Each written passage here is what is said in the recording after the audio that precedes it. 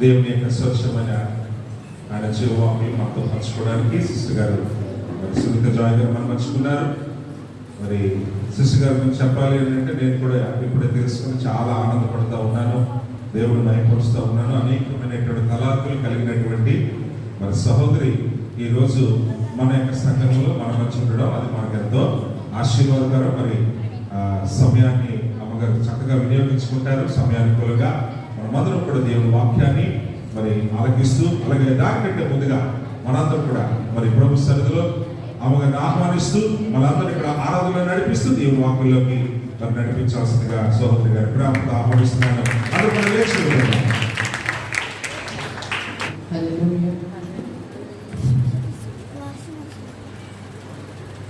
చక్కని అవకాశం ఇచ్చినటువంటి దేవాది దేవుడికి కృతజ్ఞతాస్తుతులు చెల్లిస్తూ ఈ స్థలానికి ఆహ్వానించినటువంటి బిషప్ గారికి వందనాలు తెలియజేస్తూ పాస్టర్ గారికి వేదిక మీద పెట్టుకున్న వందనాలు.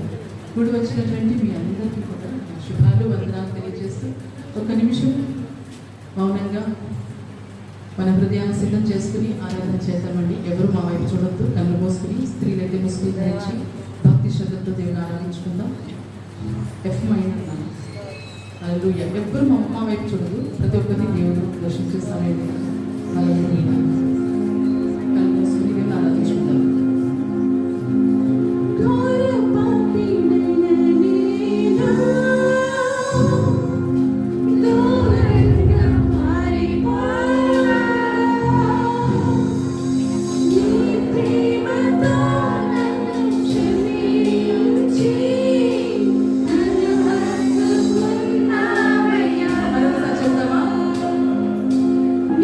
ప్రేమ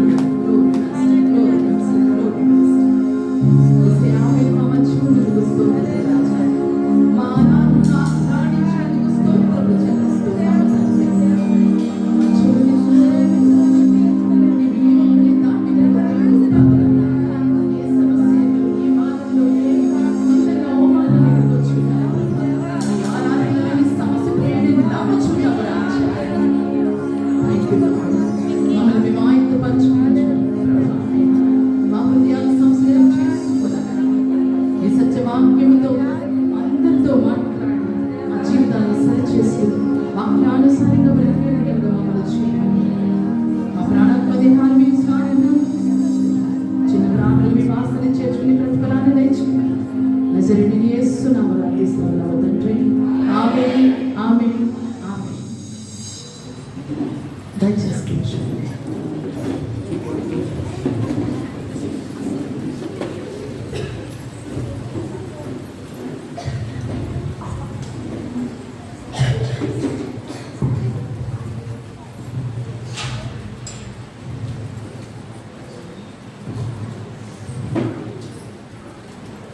హల్లెలూయా.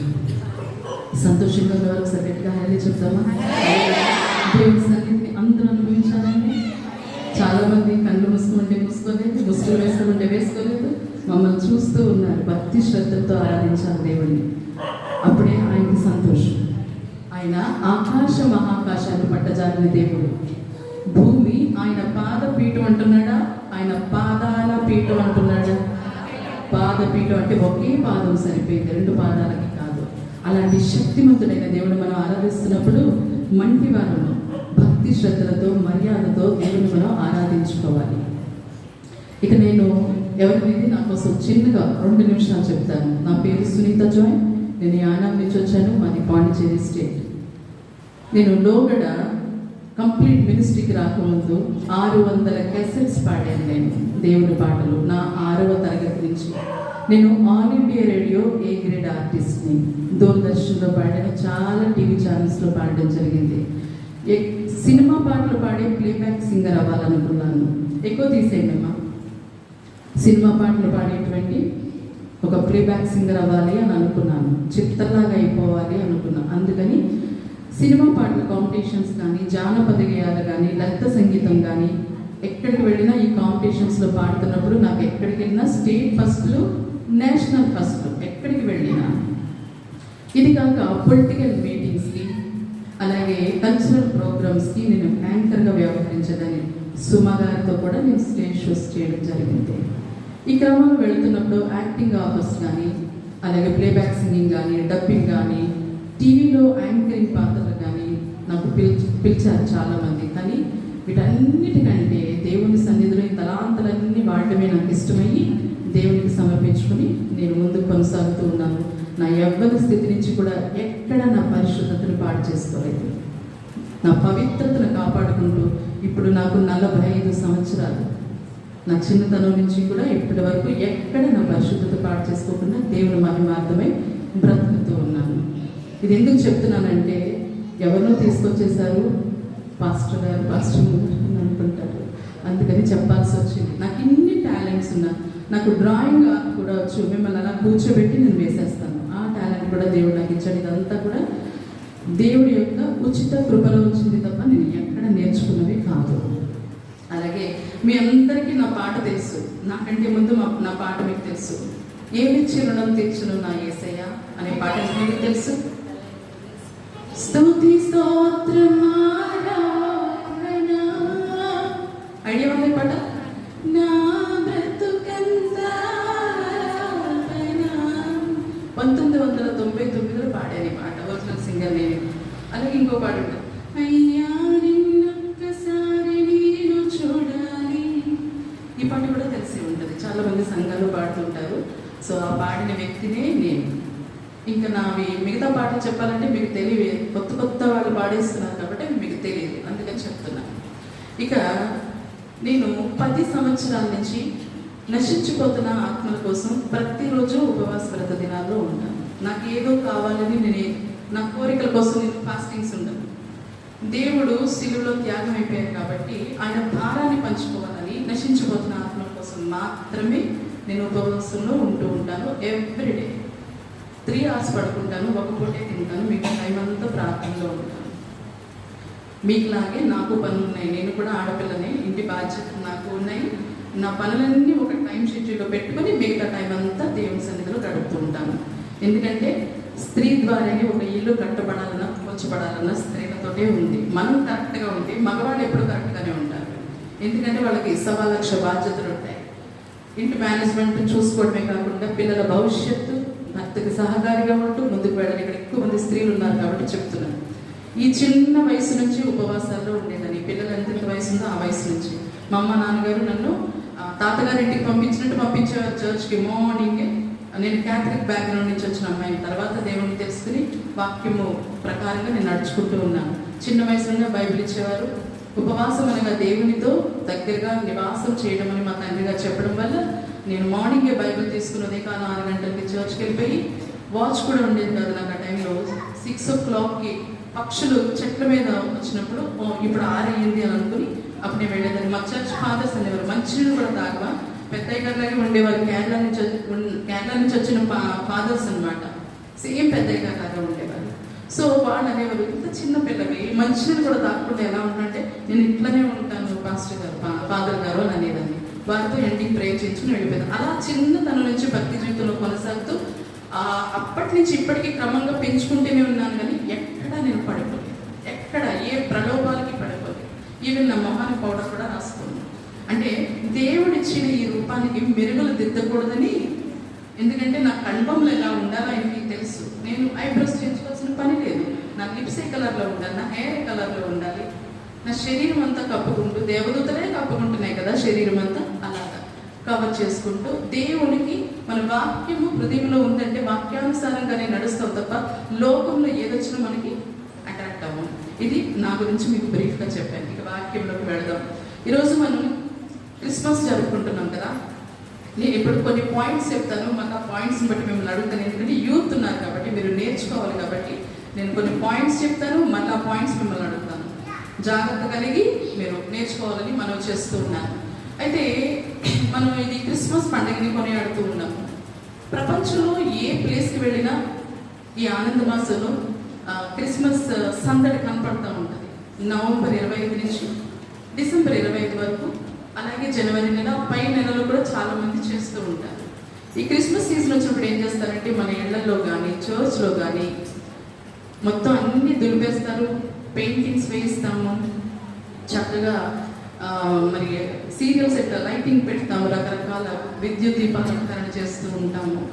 అలాగే డెకరేటివ్ పేపర్స్తో మొత్తం అన్ని అలంకరించేస్తాం. ఎందుకంటే ఇది మనకి పండగ, అవును కదా? ఏంటిది మనకి పండగ. ఈ పండగ మనకి సంతోషాన్ని ఇస్తుందా లేకపోతే బాధ మిగులుస్తుందా? సంతోషాన్ని ఇస్తుంది.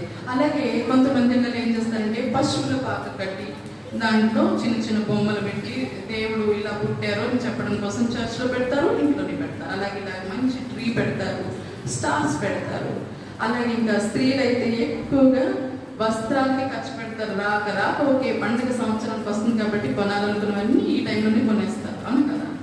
అలాగే రకరకాల జ్యువెలరీ కొనుక్కుంటాము.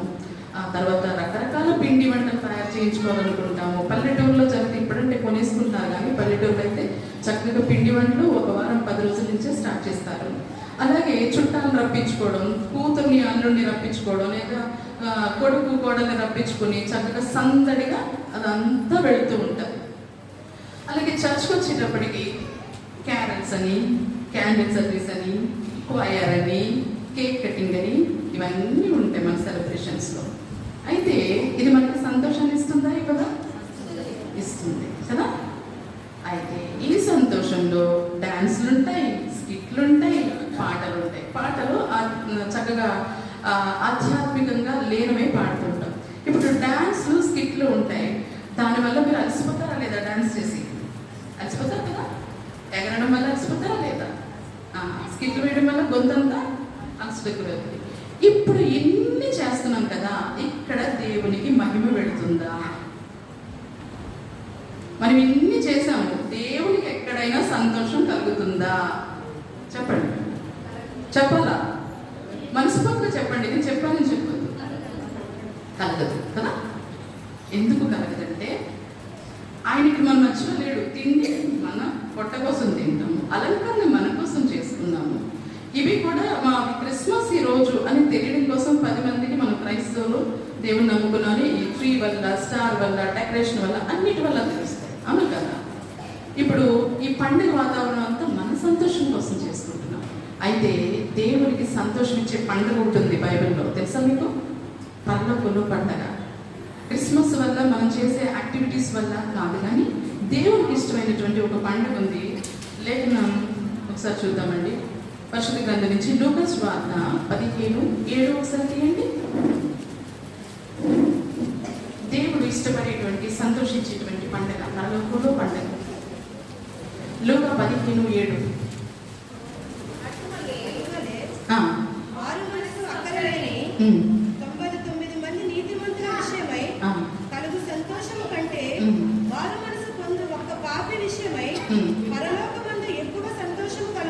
పరలోకమందు ఎక్కువ సంతోషం కలుగుతుందట.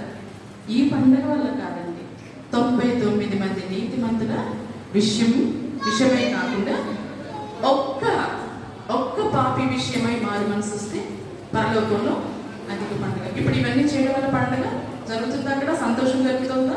ఇది మనకు పండుగ. మనం దేవుడు పుట్టాడు అని చెప్పి మనం సెలబ్రేషన్స్ చేసుకుంటున్నాం. అయితే మరొక మాట చూపిస్తాను. యెహెజ్కేలు 18:23 తీయండి ఒకసారి. యెహెజ్కేలు 18:23.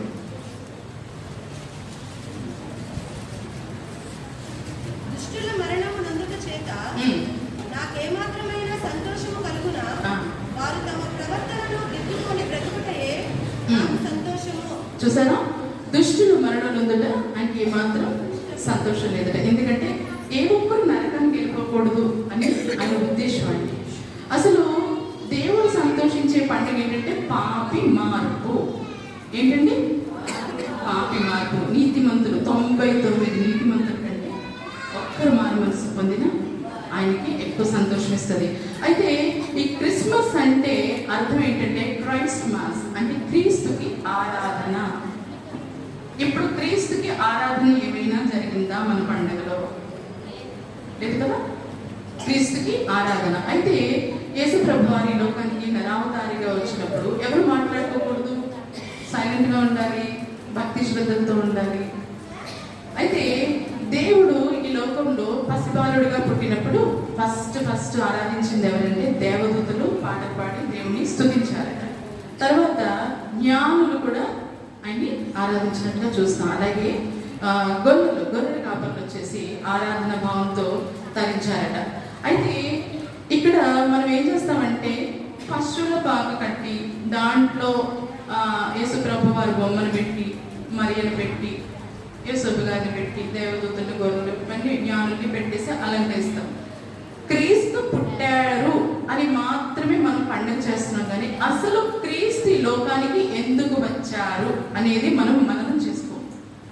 యేసే పుట్టాడు అంతే, ఇది మనకి పండుగ క్రిస్మస్. మళ్ళీ లెంట్ వచ్చే వరకు జ్ఞాపకం చేస్తాము కదా. లెంట్ దినాలు వచ్చేదాకా యేసే జ్ఞాపకం చేస్తాం. ఇప్పుడు పుట్టిగా, అప్పుడు చనిపోయి లేచారు అనేది అప్పుడు చేస్తుంటాం. కానీ ప్రతి క్రిస్మస్లో మనం గుర్తించుకోవాల్సింది ఏంటంటే అసలు ఆయన ఎందుకు వచ్చారు, ఎందుకు రావాల్సి వచ్చింది అనేది మనం గుర్తెరిగి దాన్ని ధ్యానం చేసి ఆ తర్వాతనే మనం పండుగ ఆచరిస్తే దేవునికి మహిమ పెడుతుంది. అయితే ఆయన లోకానికి ఎందుకు వచ్చారు అనేది కొన్ని వచనాల ద్వారా మీకు తెలియపరుస్తాను. మళ్ళా నేను క్వశ్చన్స్ వేస్తాను ఇంట్లో. ఎందుకంటే వచ్చాను ఏదో చెప్పాను వెళ్ళకుండా మీరు జ్ఞాపకం పెట్టుకోవాలని. ముఖ్యంగా యవ్వన పిల్లలు ఉన్నారు కాబట్టి వారు నా టార్గెట్ అంతా యవ్వన పిల్లలే. అర్థమవుతుందా? అందుకే మీకు చెప్పడానికి నేను ఆ పక్కన కూడా అడుగుతా. నాకు అనిపించట్లేదు అనుకున్నాను, మిమ్మల్ని కూడా అడుగుతా. అయితే మత్తయి 9:13 నోట్ చేసుకోండి ఒకసారి. మత్తయి 9:13, అలాగే మార్కు 2:17.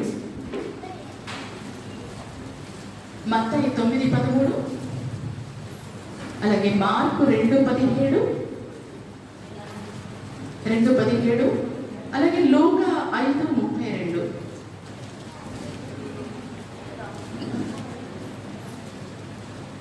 మత్తయి 9:13, మార్కు 2:17, లూకా 5:32. మత్తయి 9:13 చదవండి ఒకసారి. అమ్మా,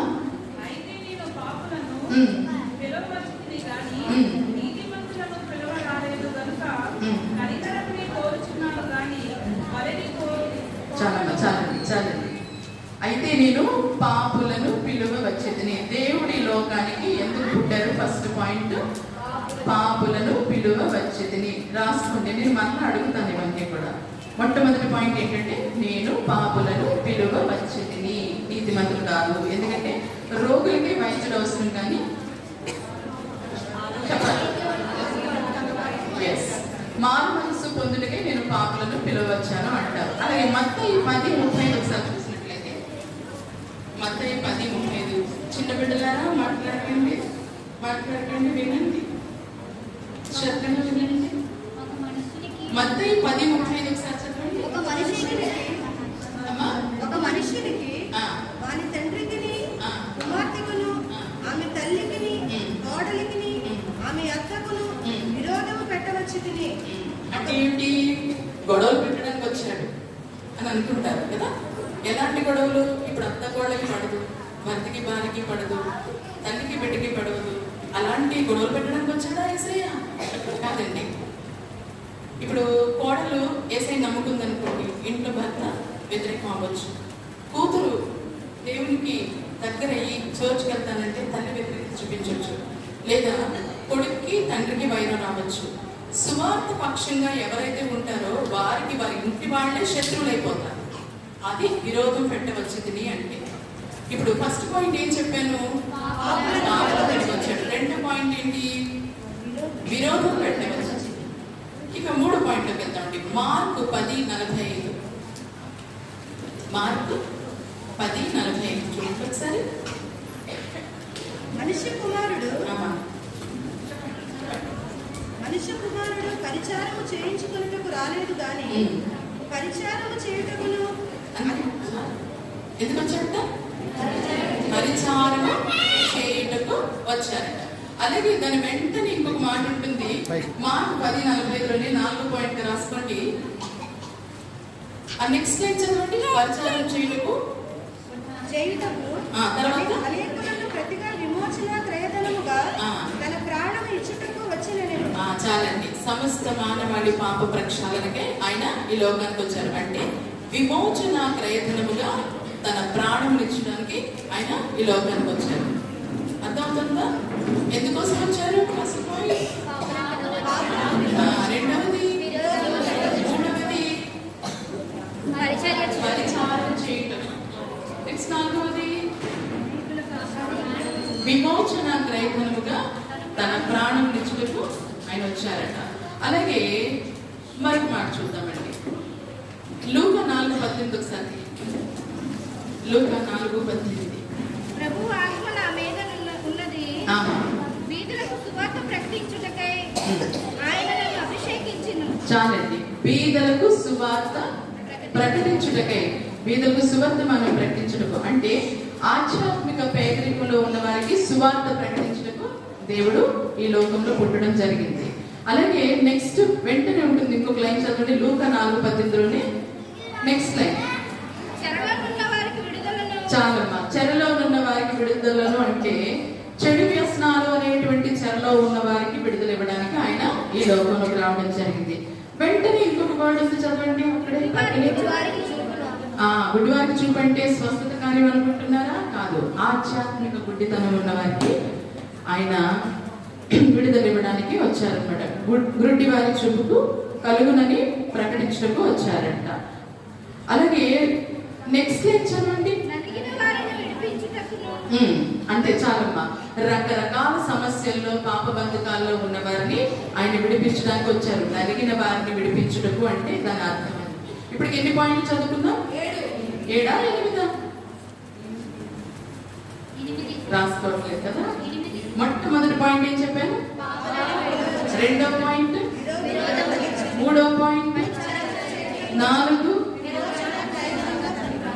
చెప్పాలి, పూర్తిగా చెప్పాలి. తన ప్రాణము పెట్టుటకు వచ్చాను. 5వది వెరీ గుడ్. 6వది 7 చూపును కలుగు చేయటకు. అలాగే 8 వెరీ గుడ్. ఆ తర్వాత 9వ పాయింట్ గా లూకా 4:19 ఒకసారి ఆ ప్రకటన ఉంది చూడండి. చాలమ్మా. ప్రభువు హితవత్సరము ప్రకటించుటకు ఆయన ఈ లోకానికి వచ్చారు. అలాగే 10వ పాయింట్ గా లూకా 12:49 చూడండి. ఆయన ఈ లోకానికి ఎందుకు వచ్చారంటే చాలండి. భూమి మీద అగ్ని వేయడానికి అంటే పైనుంచి అగ్ని ధూపంలాగా వేసేయడం, లేదా ఇలా బండలా తీసుకొచ్చి ఆయన పడేయడం అని అనుకుంటారేమో. సత్యమును కూర్చిన మంట అండి. ఆనాడే రగులుకుంది, ఇప్పటికీ రగులుతూనే ఉంది. అదనమాట. నేను భూమి మీద అగ్ని వేయ వచ్చింది అంటే సత్యమును కూర్చున్నటువంటి మంట. 11వ పాయింట్ లూకా 19:10 తీయండి ఒకసారి.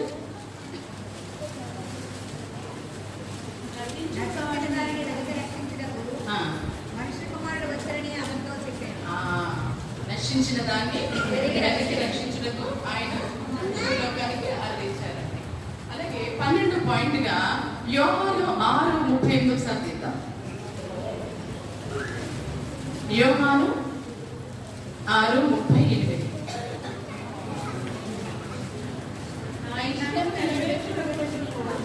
నేను రాలేదు, నన్ను పంపిన వారి చిత్తము నెరవేర్చుటకే పరలోకము నుండి దిగి వచ్చింది. చాలండి. మనం ఈ మాట గట్స్ ఉన్నాయా? మనం ఇలా చెప్పగలమా దేవునితో? నేను తండ్రి చిత్తాన్ని నెరవేర్చడానికి వచ్చాను ఈ లోకంలోకి అని మనం చెప్పగలమా? ఎవరికి వారమే.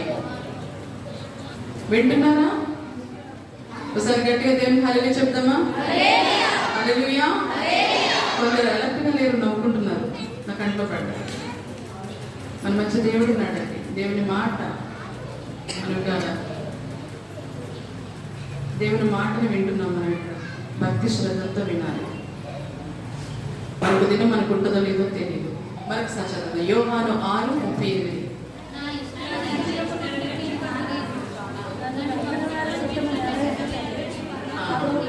ఇది నాకు చాలా ఇష్టమైన పాయింట్. దీని గురించి మీకు ఎక్స్ప్లెయిన్ చేస్తాను తర్వాత. నన్ను పంపిన వాని చిత్తము నెరవేర్చుటకు పరలోకం నుండి దిగి వచ్చారట ఆయన.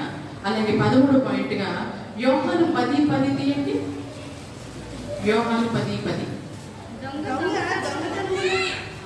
హత్యను నాశనమును చేయటకు వచ్చును కానీ మరి దేనికిని రాడు.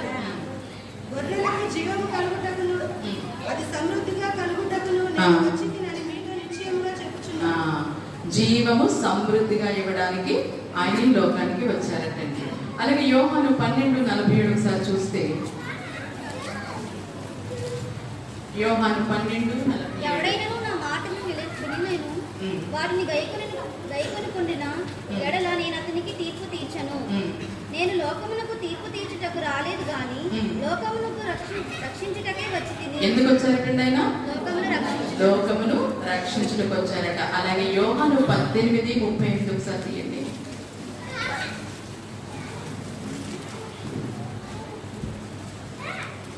సత్యమును గురించి సాక్ష్యం ఇచ్చుటకు నేను పుట్టితిని. చూడండి, సత్యమును గూర్చి సాక్ష్యం ఇచ్చుటకు ఆయన ఈ లోకానికి వచ్చారు. ఇప్పుడు 15 పాయింట్లు. అంటే మనం గ్రిప్ ఒకటి కట్టేసి, ట్రీ ఒకటి, స్టార్ ఒకటి పెట్టేసి యేసయ్య అక్కడే పుట్టారు, ఈ రోజు పండుగ క్రిస్మస్ అనేది కాకుండా ఈయన ఎందుకోసం ఈ లోకానికి వచ్చారు అనేది కూడా మనం మననం చేసుకుని దేవుడిని ఆరాధించుకుంటే ఆయనకి మహిమ కలుగుతుంది. ఇప్పుడు ఎన్ని పాయింట్లు చెప్పాను? ఒక్కొక్కటి చెప్పండి. ఫస్ట్ పాయింట్, రెండవది, మూడవది, 4,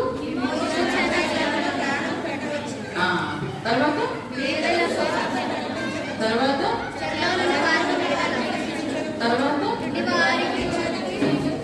నెక్స్ట్ మళ్ళా నెక్స్ట్ పాయింట్ ప్రభు విశ్వాసం ప్రకటించడానికి. నెక్స్ట్ పాయింట్ అమ్మ భూమి మీద అగ్ని వేయడానికి వచ్చారట. తర్వాత నెక్స్ట్ చెప్పాలి, నెరవేర్చడానికి వచ్చారు. తర్వాత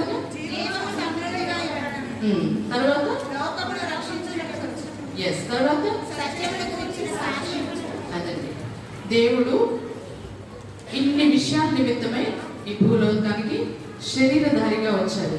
అసలు ఈయన శరీరధారిగా ఎందుకు రావాల్సి వచ్చింది? ఎవరైనా చెప్తారా? దేవుడు శరీరధారిగా ఈ లోకానికి ఎందుకు రావాల్సి వచ్చింది? సండే స్కూల్ నుంచి నేర్చుకుంటున్నారు కదా.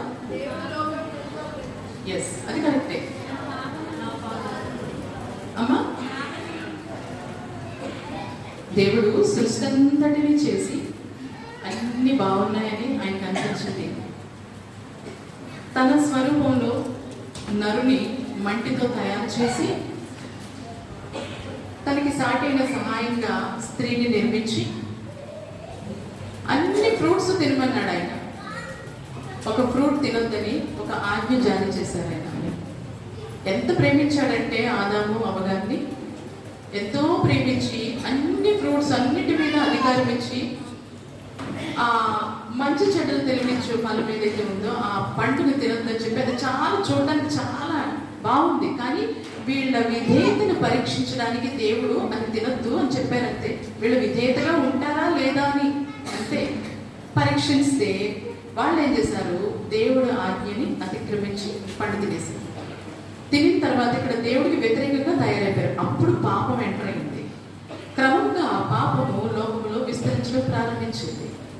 తర్వాత ఎన్ని మరి బలియాగాలు ఇచ్చినా కూడా దేవుని యొక్క ఉగ్రతని చల్లార్చడం కష్టమైంది. ఇప్పుడు మానవునికి దేవునికి మధ్య ఈ పాప దోషం అనేది ఉండి సంబంధం తెగిపోయింది. ఆ తెగిపోయిన సంబంధాన్ని కలపడానికి సాక్షాత్తు ఆయనే నరావతారిగా ఈ భూలోకానికి అరుదించారు. 33 సంవత్సరాల యవ్వన ప్రాయంలో ఉండగా తన శరీరం అంతా ఛిద్రమైపోయి ఆఖరి బొట్టు వరకు, మనకి చిన్న మీకు తగిలితేనే, కొంచెం చిన్న పిన్ను గుచ్చుకుంటేనే విలవిల్లాడిపోతాం కదా. కొంచెం రక్తం ఎక్కడైనా ఎవరైనా కొట్టారనుకోండి, బ్లడ్ క్లాట్ అయిందనుకోండి, అక్కడ చాలా తీవ్రమైన నొప్పి ఉంటుంది. అది నేను ఎరుగుతుంది ఎలా ఉంటుందో. సో అలాంటిది చూడండి, ఇప్పుడు నేనే ఉన్నాను, నాకు 45 years అన్నాను. నా చిన్న బిడ్డ అంటే మా అమ్మగారు నన్ను ప్రసవించిన రోజు నుంచి నాకు జలుబు రావచ్చు, లేకపోతే ఎమోషన్స్ అవ్వచ్చు, వామిటింగ్స్ అవ్వచ్చు, ఏదేదో జరుగుతాయి. ఈ రోజు వరకు కూడా ఏదో ఒక బలహీనత లేకుండా ఎవరు ఉండవు. ఈరోజు నేను, నా తర్వాత ఇంకో ఇద్దరు చెల్లెళ్ళు, వాళ్ళకి అలాగే వచ్చాయి. నా తమ్ముడికి వచ్చింది, మా అమ్మగారికి వచ్చింది, మా నాన్నగారికి వచ్చింది. మా ఇంట్లో ఒక 6గురికి ఇన్ని ప్రాబ్లమ్స్, హెల్త్ ఇష్యూస్ ఉన్నాయి. అలాగే మాకు తెలియకుండానే దేవుడికి విరోధంగా మేము చేసిన పాపాలు ఉంటాయి. ఎవ్రీడే యుక్త వయసుకు వచ్చిన తర్వాత ఖచ్చితంగా తొట్టిల్లిపోతాం. కాబట్టి ఇప్పుడు నా రోగాలు ఉన్నాయి 45 సంవత్సరాల నుంచి. అలాగే యుక్త వయసుకు వచ్చినప్పటి నుంచి నా పాపాలు ఉన్నాయి. నా పితరులు ఏదో తప్పు చేస్తే ఆ శాపాలు ఉన్నాయి. ఒక్క నా విషయంలోనే దేవుడు శరీరం అంతా చిత్రమైతే ప్రపంచవ్యాప్తంగా ఉన్నటువంటి కోట్ల జనాభా రాబోతున్న తరాల వరకు కూడా ఆయన రక్తాన్ని సిద్ధించి కొనేస్తున్నాడు దేవుడి దగ్గర.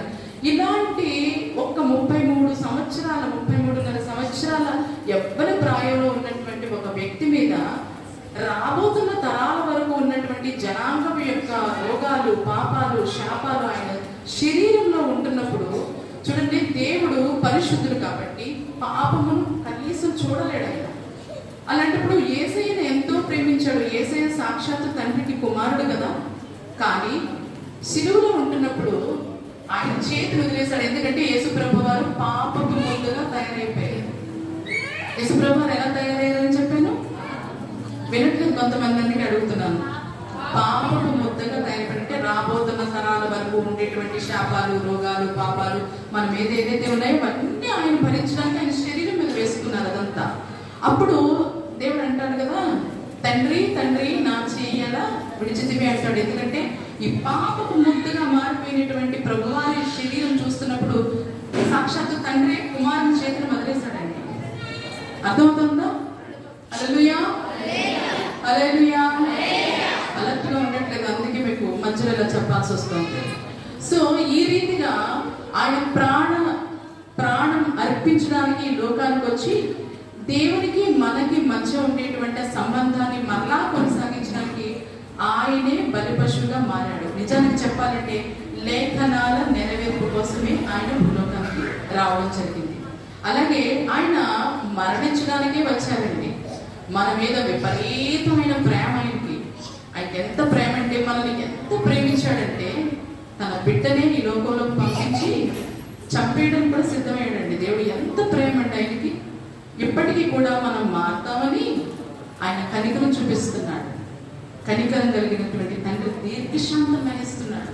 మన జీవితంలో ఎన్నో క్రిస్మస్లు వెళ్ళిపోయండి, కానీ క్రిస్మస్ పండుగలో యేసు ప్రభు వారికి చేస్తాం అంటాం, కానీ పండుగలో దేవుడు ఉన్నాడు అనుకుంటాం, కానీ మన హృదయంలో దేవుడు ఉన్నాడండి. సైలెంట్గా ఉండాలి. పండుగలో యేసయ్య ఉన్నాడు అని చెప్తుంటాము, యేసు ప్రభు వారి పండుగ అని చెప్తాం, కానీ పండుగలో యేసయ్య ఉంటాడు, కానీ మన గుండెల్లో యేసయ్య ఉంటాడు. ఏదో ముఖస్తుతిగా ప్రార్థన చేసి వెళ్ళాలి, పాటలు పాడాలి, మిగతా ఎంటర్టైన్మెంట్ ప్రోగ్రామ్స్ అన్ని చూడాలి. మనం వండుకున్నామా, తిన్నామా, పండుగ అయిపోయిందా లేదా, నలుగురికి మనం స్వీట్స్ ఇచ్చాము లేదా, కథం అయిపోయింది. కానీ ఈ రోజు ఈ పండుగ ద్వారా మనలో ఏమైనా మార్పు వచ్చిందా? కనీసం తీర్మానం తీసుకోండి. వస్తూనే ఉంటున్నాయి, అవకాశం ఇస్తూనే ఉన్నాడు ఆయన, కానీ మనలో మార్పు లేదు. కానీ ఒక మంచి మాట చెప్తాను, దేవుడు ఎంత చక్కటి మాట ఉంటుందంటే హెబ్రీ 10:7 ఒకసారి చూడండి. హెబ్రీ 17. అప్పుడు నేను అమ్మా చదవండి. గ్రంథపు చుట్టలో ఉమ్. నన్ను గూర్చి వ్రాయబడిన ప్రకారము ఉమ్. దేవా ఉమ్. నీ చిత్తము నెరవేర్చుటకు ఉమ్. ఇదిగో నేను వచ్చి ఉన్నానంటిని. చాలండి. దేవా నీ చిత్తం నెరవేర్చుటకు ఇదిగో నేను వచ్చి ఉన్నాను అంటాడు. ఈరోజు నేను ఒక విషయం చెప్తాను. మనందరం కూడా మన తల్లిదండ్రులకి వివాహం అయిన తర్వాత, ప్రతి ఒక్కరి తల్లిదండ్రులు కూడా మన తల్లిదండ్రులకి వివాహం అయిన తర్వాత వారు ఏక శరీరులు అయినప్పుడు ప్రతిరోజు పిల్లలు పుట్టలేదండి. దేవుని సంకల్పంలో ఎవరైతే ఉన్నారో వారిని భూమి మీదకి మనుష్య రూపంలో వచ్చాము. అది అబ్బాయిలైనా అమ్మాయిలైనా. కానీ తండ్రి చిత్తాన్ని నెరవేర్చడానికి భూమి మీద ఉన్నాము అని మాత్రం ఎవ్వరూ ఆలోచన చేయరు. ఇక్కడ యేసు ప్రభు వారే మనకి మాదిరి.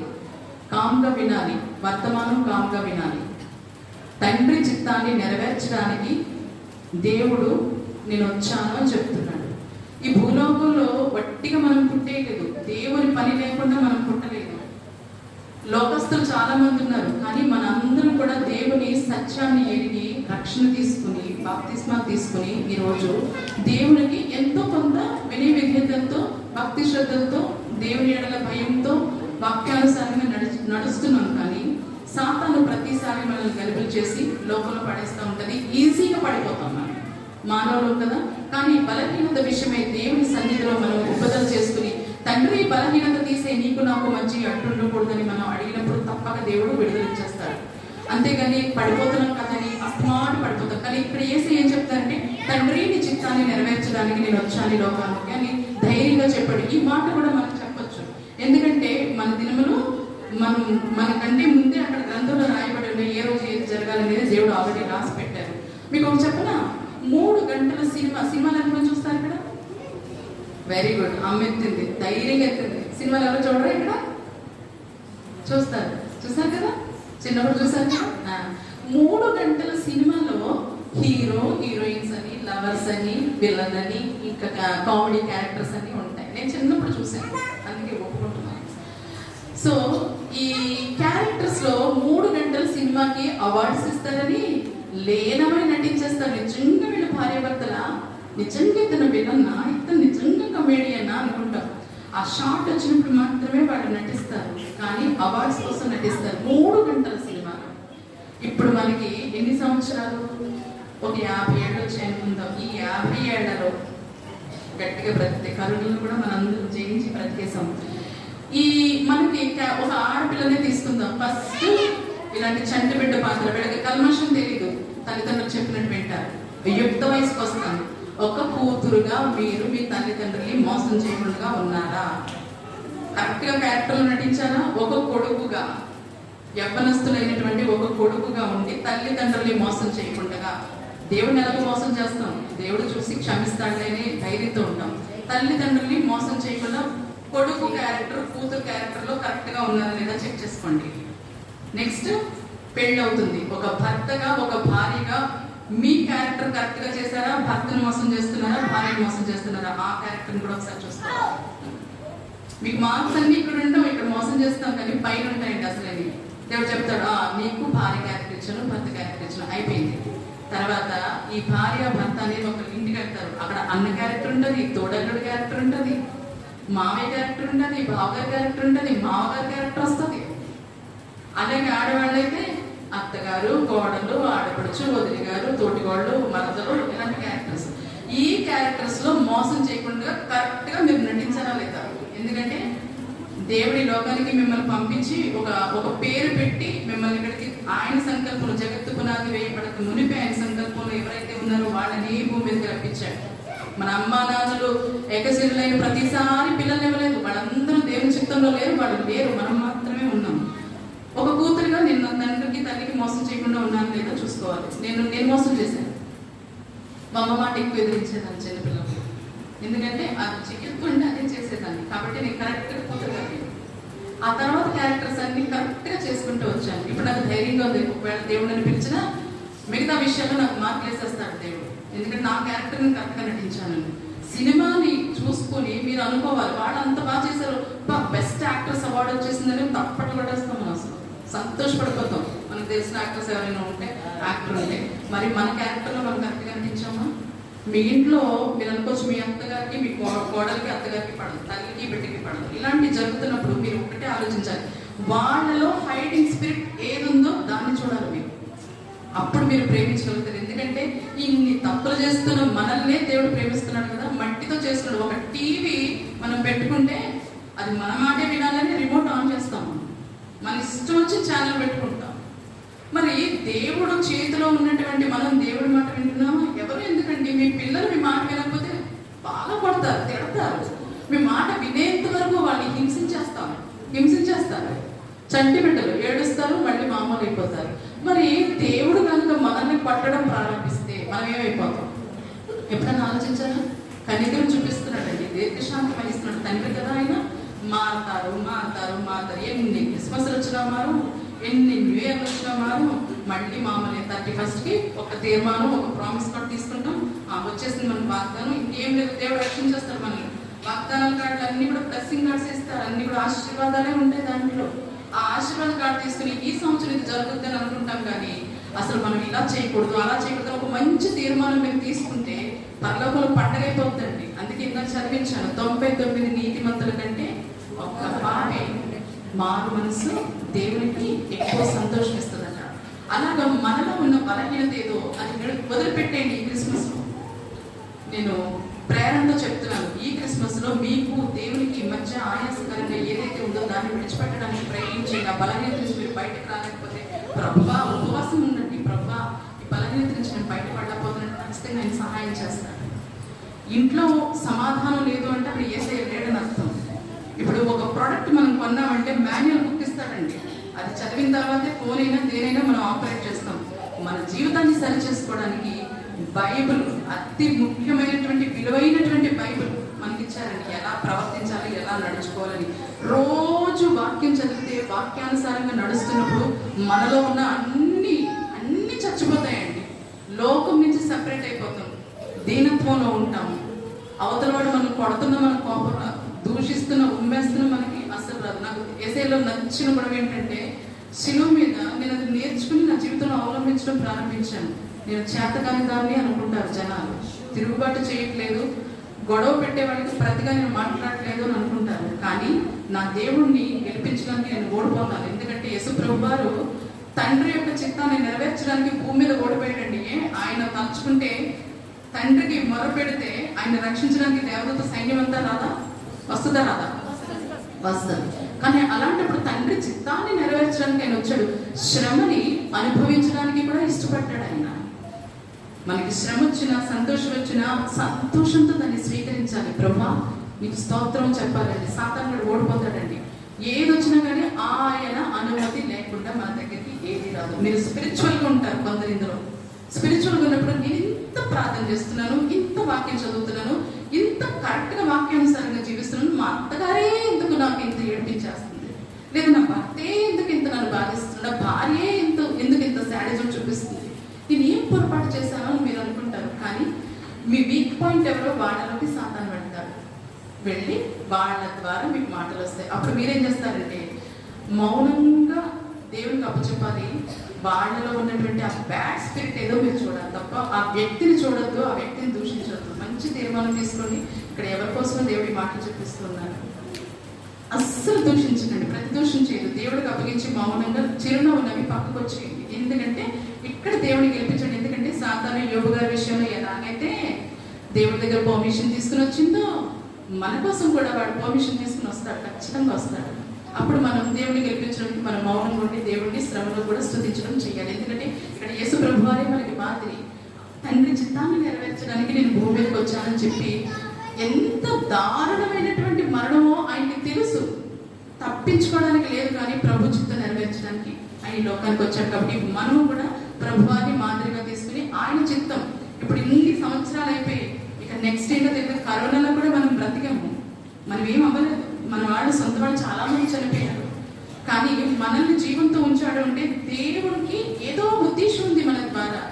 పరిచర్య అంటే ఇలా బయట పట్టుకుని వాక్యం చెప్పడమో, పాటలు పాడడం అన్నీ కాదు. పరిచర్య నానా రకాలు, దేవునికి మహిమకరమైనటువంటి కార్యాలు చేయాలి. క్రిస్మస్ లో 3 పాత్రలు ఉంటాయి. అవేంటో చెప్తారా? క్రిస్మస్ లో 3 పాత్రలు ఉన్నాయి. ఎవరెవరు? వాళ్ళు కాకుండా మెయిన్ క్యారెక్టర్స్ ఎవరండి? యేసు ప్రభువారు, మరియా, యోసేపు. మరియా గారి కోసం చెప్తాను. నేను క్యాథలిక్ నుంచి వచ్చాను కాబట్టి ఇప్పుడు లేదు అందులో, కానీ నాకు అవంటే ఎంత ఇష్టం అంటే, ఒక కన్య అమ్మాయి అంటే అప్పట్లో మెచ్యూర్ అయి ఉంటుంది అమ్మాయి అంటే 12-13 సంవత్సరాలు అయి ఉంటాయి. ఆ వయసులో కొన్ని లక్షల మంది స్త్రీలు ఉన్నారు అక్కడ. దేవుడు కను దృష్టి దీన్ని ఎవరి కడుపులో జన్మించాలా అని చూస్తున్నాడు. అందులో మరియ చాలా చాలా విధేయత కలిగినటువంటి కుమార్తెగా, భక్తి పర్వాలుగా, దేవుని ఎడల ఎక్కువగా ఆయన చిత్తాన్ని నెరవేర్చడానికి ఇష్టరాలుగా ఆమె ఉంది. కాబట్టి దేవుడు దయను పొందుకుంది, ఆయన కృపకి పాత్రలయ్యింది. దేవదూత వచ్చి మరి శుభవర్తమానం చెప్తే ఆ శుభవర్తమానం ఏమిటో అని ఆలోచించింది ఆ తల్లి. కానీ అక్కడ జరగబోయేది ఏంటంటే, నువ్వు కన్యవి, గర్భం కాలుస్తావు అని దూత చెప్పినప్పుడు అడిగిపోవాలి కదా అమ్మాయి. ఈ రోజుల్లో చాలా మంది పెళ్లి కాకముందే జాగ్రత్తలో ఉంటారు. ఎవరికి తెలియదు కదా అని పాపం చేస్తారు. ప్రెగ్నెన్సీ వస్తుంది, దాన్ని కూడా బయటకు చూపించకుండా అబార్షన్ చేయించేసుకుంటారు. పాపము చేసి కూడా బిడ్డను చూపించడానికి భయపడేటువంటి రోజు. కానీ ఆ రోజుల్లో ఒక ఎంగేజ్మెంట్ అయినటువంటి అమ్మాయి వేరొక పురుషులతో తప్పు చేసి గర్భం దాలిస్తే రాళ్లతో కొట్టి చంపేయాలి. కానీ ఆ అమ్మాయి చావుకు కూడా తెగించింది. ఆ ఆడబిడ్డ చావుకు తెగించింది. 12-13 సంవత్సరాల అమ్మాయి కన్యగా ఉండి ఎంగేజ్మెంట్ అయిన తర్వాత గర్భం దాలిస్తే ఇంటి వాళ్ళే తింటారు. ఎగ్జాంపుల్ నేనే అనుకుందాం క్యారెక్టర్. నేను చాలా భక్తురాలని మీకు చెప్పాను కదా ఇక్కడ. ఉపవాసాలు కానీ ఓయమ్మ ఉపవాసాలు చేస్తుందట, ప్రార్థన చేసేస్తుందట, అందరికి ప్రవచించేస్తుందట. ఈవిడేమిటి ఇలా చేసిందని మీరందరూ నోళ్ళొప్పుకుంటారు రేపొద్దుట ఏదైనా అలాంటివి వింటే. మరి ఆ రోజుల్లో ఎంత ధర్మశాస్త్ర ప్రకారం నడుచుకోకపోతే చంపేవారు కదా తప్పు చేస్తే. అలాంటి టైంలో కూడా పేరెంట్స్ ఏమంటారా, బంధుగణం ఏమంటారా, ఇరుగు పొరుగు ఏమంటారా, చర్చ్లో పీపుల్ ఏమంటారా, లేకపోతే ఆ యొక్క అమ్మాయిని భక్తి మార్గంలో నడిపించిన వాళ్ళు ఏమంటారా, ఏమీ ఆలోచించరు. కొట్టి చంపినా పర్వాలేదు, తండ్రి చిత్తానికి ఆమె లోబడి ఆయన చిత్తమే సిద్ధించును కాక అని చెప్పేసి ఆ చిన్న వయసులో చెప్పింది. ఆమె మనకి ఆదర్శం. మన అంటే అంత పవిత్రంగా జీవించడానికి మన జీవితంలో భార్యాభర్తలది తప్పు కాదు, కానీ బిఫోర్ మ్యారేజ్ ఎవరితో అయినా అటాచ్మెంట్స్ పెట్టుకున్నా అంటే పాపం చేయక్కర్లేదు, కానీ మోహపు చూపుతో చూసినా అది పాపమే. అందుచేత అటు వెళ్లకుండా పవిత్రంగా ఉండడానికి ఇక్కడ మరి మనకు ఆదర్శం. అలాగే తండ్రి చిత్తాన్ని నెరవేర్చడానికి భూమి మీదకి వచ్చినటువంటి యేసయ్య సర్వమానవాడి పాప ప్రక్షాళనకై ఆయన యొక్క చివరి బొట్టు దాకా చిందించడానికి అక్కడ కూడా యేసు ప్రభు వారు మనకి మాదిరిగా ఉన్నారు. ఇక యోసేపు గారి విషయానికి వస్తే ఎంత మంచివారండి ఆయన. నీతిమంతుడు అని చెప్పి ఒక బిరుదు వచ్చింది ఆయనకి కదా. నీతిమంతుడైన ఆయన యోసేపు. ఎందుకంటే ఎంగేజ్మెంట్ అయిపోయిన తర్వాత ఆ అమ్మాయి గురించి బయట చెప్పి రాళ్ళతో కొట్టి చంపించేయచ్చు.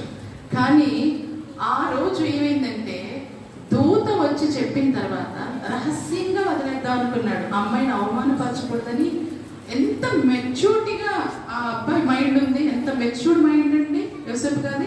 ఆయన కూడా చిన్నపిల్లోడే, ఎంత మెచ్యూర్డ్గా వ్యవహరించారు. ఇప్పుడు మన ఇంట్లో ఏదైనా తప్పు జరిగితే, పక్కన తప్పు జరిగితే బయట పెట్టి మరి మనం ఏం చేస్తామంటే డబ్బు వేసేస్తాం వాళ్ళ గురించి. అసలు వాళ్ళు ఇలాంటి వాళ్ళు అలాంటి వాళ్ళని పాయింట్అవుట్ చేస్తాం. కానీ ఇక్కడ ఎంగేజ్మెంట్ చేసుకున్నటువంటి అమ్మాయిని విడిచిపెట్టకూడదు అని చెప్పేసి మనసులోనే రహస్యంగా వదిలేద్దాం అనుకున్నప్పుడు దేవదూత వచ్చి మాట్లాడిన తర్వాత తన విధేయత చూపించి ఆ అమ్మాయిని చేర్చుకున్నాడు. ప్రసవ వేదన పడుతున్నా కూడా ఆ అమ్మాయిని కూడానే ఉన్నాడు, కానీ తల్లిదండ్రులు కానీ తోబుట్టులు కానీ ఎవ్వరూ ఆమెను చేర్చుకోలేదు. ఆయనే దగ్గరుండి చూసుకున్నాడు. అప్పటి వరకు ఆమెను ఎరగలేదు, కనీసం అమ్మాయిని టచ్ చేసినట్టుగా కూడా లేదు, శారీరక క్రియ జరగలేదు.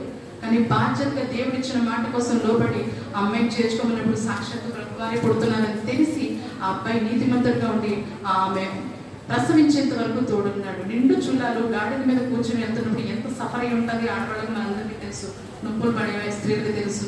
అయితే సత్రంలో కూడా స్థలం లేదు కదా. యేసుప్రభు వారు ఆకాశ మహాకాశాలు పట్టజాలని దేవుడు ఒక చిన్న శిశువుగా, ఆయనకి తల వాల్చుకోవడానికి కూడా స్థలం లేదంటాడు ఒక చోట.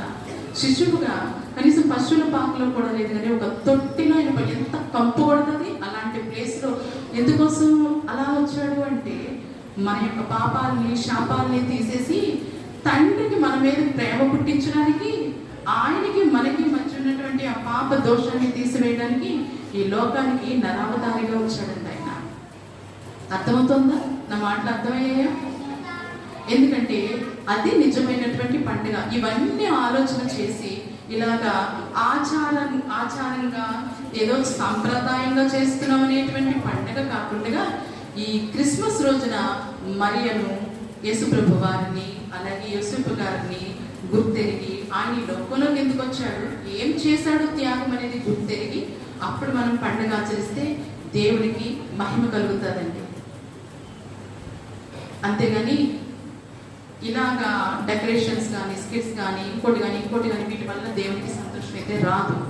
ఇది మనకు మాత్రమే సంతోషాన్ని మిగులుస్తుంది. ఈ క్రిస్మస్ రోజున ఒక మంచి నిర్ణయం తీసుకొని ఇక ఎన్నడూ కూడా దేవునికి మీకు ఏదైతే ఆయుష్కరంగా ఉందో అది మీ హృదయానికి తెలుసు.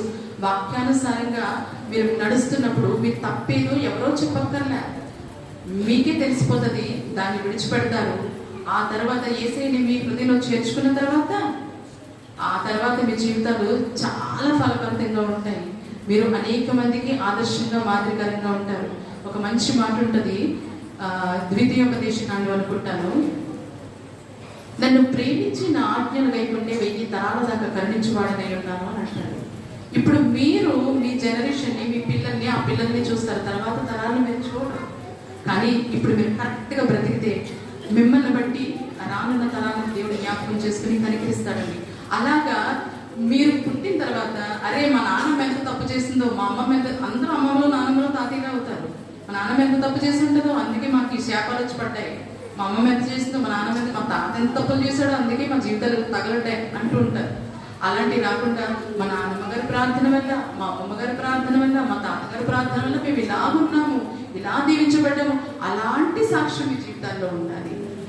అందుచేత ఈ క్రిస్మస్ రోజున ఒక మంచి నిర్ణయం తీసుకుని దేవునికి మీకు మధ్య ఆయాస్కరంగా ఉన్నది ఏదో దేవుని సన్నిధిలో ఒప్పదం చేసుకుంటూ దాన్ని విడిచిపెట్టి ఈరోజు ఒక మంచి తీర్మానం తీసుకుని ఆయన కోసం బ్రతకండి. అది నిజమైనటువంటి పండుగ. యేసయ్యని మీ హృదయంలోకి నిజముగా ఆహ్వానిస్తే అది దేవునికి అక్కడ, ఎందుకంటే ఇక్కడ మారు మనస్సు పొందితే అందరూ పాపమే, ఎవ్వరు నీతిమంతులు కాదు. మారు మనస్సు పొందితే అక్కడ నిజమైనటువంటి ఎక్కువ సంతోషం కలుగుతుంది. అర్థమైన వాళ్ళందరూ ఒకసారి గట్టిగా హల్లెలూయా చెప్తామా?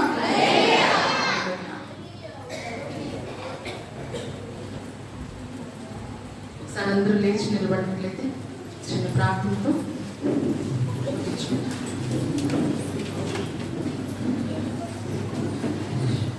దేవునికి ఆయాస్కరంగా ఉన్నవేమో విడిచిపెట్టడానికి సిద్ధంగా ఉన్నారా?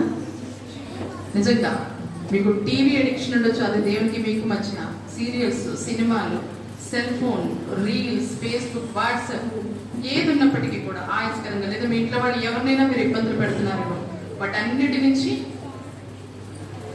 విడుదల ఇవ్వమని మనసారా దేవుని సన్నిధిలో ఒప్పుకుంటూ ఒక మంచి నిర్ణయం పండుగ రోజును తీసుకుని దేవునికి మహిమకరమైన పాత్రలుగా నిలబడాలని నా యొక్క మాటలు ముగిస్తూ కళ్ళు మూసుకుంటే చిన్న ప్రార్థన చేస్తున్నాను. పరిశుద్ధుడా నీకు స్తోత్రములు రాజా, అలా మరుగు చేసి మాట్లాడినందుకు, నాతో మా అందరితో మాట్లాడినందుకు వేలాది వందనాలు చెల్లిస్తున్నా ప్రభా. సత్యవాక్య ప్రకారంగా మేము జీవిస్తూ అనేక మందికి దీవెనకరంగా, ఆశీర్వాదకరంగా మమ్మల్ని చేయండి అయ్యా. అనేకమైనటువంటి బలహీనతలతో ఉన్నటువంటి మాకు మిమ్మల్ని చేర్చుకునేటువంటి భాగ్యాన్ని బట్టి మీరు మా హృదయంలో ఉంటే మిమ్మల్ని తప్పిపోము రాజా. నీ చల్లని మెల్లని స్వరంతో మాతో నిత్యము మాట్లాడితే ప్రభా నీకు మహిమకరమైనటువంటి పాత్రలుగా మేమందరూ ఉంటాం ప్రభా. ఈరోజు ఇక్కడ వాక్యం విన్న వారిలో ఎవరైతే ప్రభా నీకు వారికి మధ్య ఉన్నటువంటి ఆ పాపం ఏదైతే ఉందో ఒప్పుకుంటున్నారు, వాటిని తండ్రి నాయన ఆ పాపము నుంచి, ఆ దోషము నుంచి వారికి విడుదలిచ్చి ప్రభా వారిని కౌగిట్లో భద్రం చేసుకుని ప్రభా వారి నిమిత్తమై అధికమైనటువంటి సంతోషం పరలోకంలో మరి నీకు కలుగుతుంది. కాబట్టి దూతల సమక్షంలో ప్రభా ఇక్కడ ఎవరైతే నిర్ణయం తీసుకుని తండ్రి నీకు సిద్ధపడ్డారో ప్రభా నీ సన్నిధిలో ఒప్పుకుంటూ వారిని ప్రభా నీకు మహిమకరమైనటువంటి పాత్రలుగా చేయమని ప్రభా మీరు నాకు తోడైంది మాట్లాడినందుకు వందనాలు చెల్లిస్తూ మమ్మల్ని అందరినీ మీ చేతులకు అప్పగించుకుని చిన్న ప్రార్థన విపాసన చేసుకుని ప్రతిఫలాలు తెచ్చుకుని నష్టం వేస్తున్నాం.